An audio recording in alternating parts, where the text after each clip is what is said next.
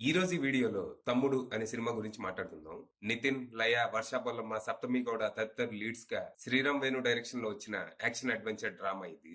ఈ cinema story ఏంటి, దీని మీద నా ఒపీనియన్ ఏంటి అనేది ఇప్పుడు తెలుసుకుందాం పదండి. ముందుగా ఈ సినిమా స్టోరీ ఏంటంటే, ఈ సినిమాలో మన హీరో జే ఆర్చరీలో ఇండియాకి గోల్డ్ మెడల్ తేవాలని తెగ కష్టపడుతూ ఉంటాడు. వరల్డ్ ఛాంపియన్షిప్ లో ఎలాగైనా గోల్డ్ గెలవటమే తన జీవిత లక్ష్యం. అయితే రీసెంట్ గా మనోడి గేమ్ కొంచెం గతి తప్పుతుంది. సరిగ్గా కాన్సన్ట్రేట్ చేయలేకపోతూ ఉంటాడు. ఫిజికల్ గా ఫిట్ గా ఉన్నా మెంటల్ గా ఏదో తన్ని డిస్టర్బ్ చేస్తూ ఉంటది. అదేంటా అని ఆలోచిస్తున్న టైంలో మనోడికి వాళ్ళ అక్క గుర్తొస్తుంది. తాను చిన్నప్పుడు తెలిసి తెలియక చేసిన ఓ తప్పు వల్ల వాళ్ళ అక్క తనకి దూరం అవుతుంది. ఆ గిల్ట్ అలా సబ్ కాన్షియస్ గా ఉండిపోయి ఇప్పుడు బయటపడుతూ ఉంటది. దాంతో తన గేమ్ బాగుపడాలన్నా, తను మళ్ళీ నార్మల్ అవ్వాలన్నా, వాళ్ళ అక్కతో తన రిలేషన్ ని బాగు చేసుకుని తనతో తమ్ముడు అని పిలిపించుకోవడమే మార్గం అని తనని వెతుక్కుంటూ బయలుదేరతాడు. అయితే తను వాళ్ళ అక్కని కలిసే టైంకి తను ఒక పెద్ద ప్రాబ్లం లో ఉంటది. ప్రాబ్లం అంటే ప్రాణాలు పోయే సమస్య. మరి ఈ పరిస్థితుల్లో మన జై ఏం చేశాడు? అసలు ప్రస్తుతం వాళ్ళ అక్క ఏం చేస్తోంది? ప్రాణాలు పోయేంత పెద్ద ప్రాబ్లం తనకి ఎలా వచ్చింది? ఇంతకీ ఈ అక్క తమ్ముల మధ్య ఉన్న ప్రాబ్లం ఏంటి? వీళ్ళు ఎందుకు విడిపోయారు? చివరికి వాళ్ళ అక్కని కాపాడుకోవటానికి, తనతో తమ్ముడు అని పిలిపించుకోవటానికి మనోడు ఎంత దూరం వెళ్ళాడు అనేది మీరు సినిమా చూసి తెలుసుకోవాలి. ఇక ఈ సినిమా నాకైతే అంతగా నచ్చలేదు.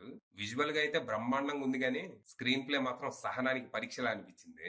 దీనికి తోడు సినిమాలో ఉన్న మెయిన్ అక్క తమ్ముళ్ళ కాన్ఫ్లిక్ట్ కూడా చాలా సిల్లీగా ఉండటంతో ఎమోషనల్ గా కూడా డొల్లే. యాక్చువల్ గా దర్శకుడు వేణు శ్రీరామ్ ఆయన రాసుకున్న దాన్ని, ఆయన విజన్ ని సిన్సియర్ గానే ప్రెజెంట్ చేశారు.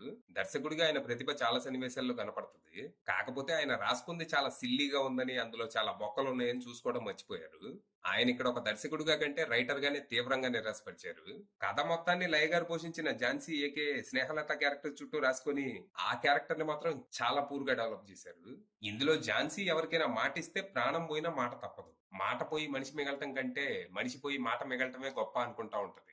సరే, మాటిస్తే తప్పదు, తాగితే కక్కదు, ఆ వాల్యూస్ ఏమో ఆమెకున్నాయి, ఓకే. కానీ ఇక్కడ ప్రాబ్లం అది కాదు. తన మాట కోసం తన ప్రాణాలే కాదు, ఊళ్ళో వాళ్ళ ప్రాణాలు, తన ఫ్యామిలీ ప్రాణాలు, కూతురు ప్రాణాలు కూడా పనంగా పెడతది. ఇలాంటి అక్కిచ్చిన మాట కోసం తమ్ముడు ప్రాణాలకు తెగించి పోరాడుతూ ఉంటాడు.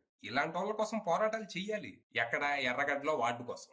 ఇందులో లయ గారి తప్పేం లేదు, ఆ క్యారెక్టర్ అలా ఏడిసిందంతే. సరే, అక్క క్యారెక్టర్ అంతంత మాత్రంగా ఉంది, పోనీ తమ్ముడు క్యారెక్టర్ అయినా బాగుందా అంటే అది లేదు. నితిన్ తన వరకు తాను డీసెంట్ పర్ఫార్మెన్స్ ఇచ్చాడు, గానీ ఆ క్యారెక్టర్ మాత్రం చాలా బేసిక్ ఉంటది. తన బ్యాక్ స్టోరీని సరిగ్గా ఎక్స్ప్లోర్ చేయకపోవడంతో ఎమోషనల్ గా మనం అస్సలు కనెక్ట్ కాము.